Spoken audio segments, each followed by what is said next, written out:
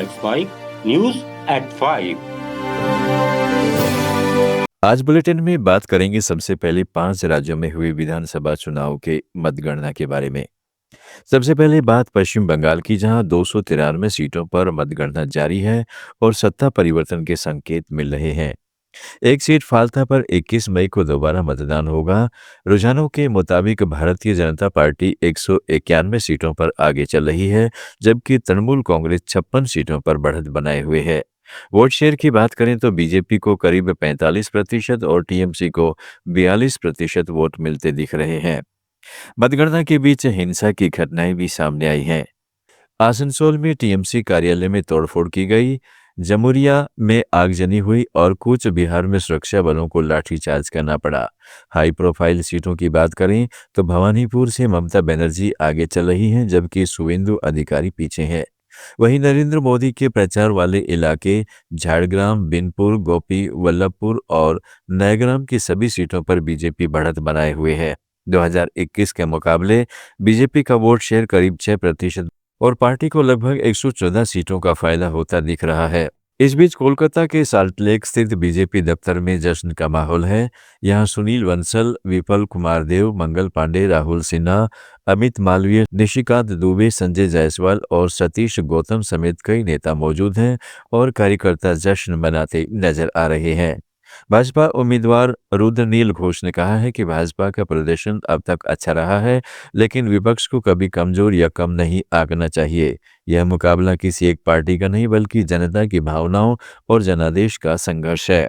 भाजपा काफ़ी अच्छा रिजल्ट कर रहे हैं अभी, फिर भी कभी भी प्रतिपक्ष को दुर्बल नहीं समझना चाहिए, वीक नहीं समझनी चाहिए।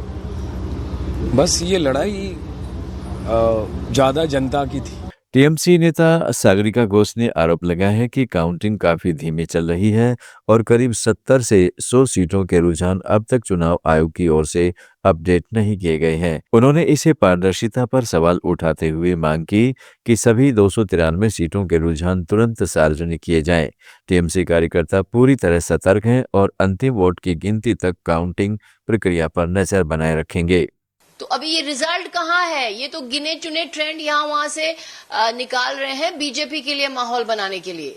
तो हम कह रहे हैं कि सारे जो 293 सीट्स हैं इनके ट्रेंड्स अपलोड कीजिए। ये गिने चुने ट्रेंड्स, यहाँ से ट्रेंड निकाल दिया, वहां से ट्रेंड निकाल दिया, ऐसा नहीं चलेगा। सारे 293 सीट्स के ट्रेंड्स अपलोड कीजिए। और इतनी स्लो क्यों चल रही है counting? Why is the counting so slow? हम ये कहेंगे कि ये एक चुनाव आयोग की चालाकी है। हमारे जो पार्टी वर्कर्स हैं ये हौसला से भरे हुए हैं और वो उस समय तक नहीं हिलेंगे काउंटिंग टेबल से जब तक ना हर एक वोट को गिना गया है। वहीं तमिलनाडु में बड़ा उलटफेर हुआ है। विजय की पार्टी तमिलगा वेत्रिकड़गम 110 सीटों पर आगे चलकर नंबर 1 बन गई है। वहीं एमके स्टालिन की डीएम के दूसरे नंबर पर खिसक गई है और स्टालिन खुद भी अपनी सीट पर पीछे हैं। भाजपा से गठबंधन कर मैदान में उतरी अन्ना डीएम के तीसरे नंबर पर खिसक गई है। हालांकि भाजपा को एक भी सीट नहीं मिली है। चुनाव नतीजों के बीच से टीवी के प्रमुख और अभिनेता विजय के पिता एस.ए.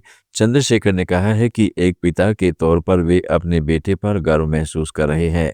राज्य की जनता ने विजय से बहुत बड़ी उम्मीद लगाई है और उन्हें पूरा विश्वास है कि उनका बेटा इन उम्मीदों को जरूर पूरा करेगा। उन्होंने यह भी कहा है कि विजय का राजनीति में आना एक नए बदलाव की शुरुआत है और लोग उनसे सकारात्मक परिवर्तन की उम्मीद कर रहे हैं। केरल में 10 साल बाद सत्ता बदलने के संकेत मिल रहे हैं। यहाँ यूनाइटेड डेमोक्रेटिक फ्रंट बढ़त में है। कांग्रेस 47 सीटों पर आगे है और कई सीटें जीत भी चुकी है। तिरुवनंतपुरम में कांग्रेस सांसद शशि थरूर ने कहा है कि उनकी पार्टी राज्य की भलाई के लिए हर जरूरी कदम उठाने को तैयार है। उन्होंने पिछले 10 साल की सरकार पर निशाना साधते हुए कहा है कि इस दौरान कई कमियां रही जिन पर अब काम किया जाएगा। थरूर ने युवाओं के पलायन को भी बड़ा मुद्दा बताया और कहा कि रोजगार के लिए युवा राज्य छोड़ने को मजबूर हैं। आप सुन रहे थे let's make more than radio. Follow कीजिए हमें हमारे सोशल मीडिया प्लेटफॉर्म्स पर।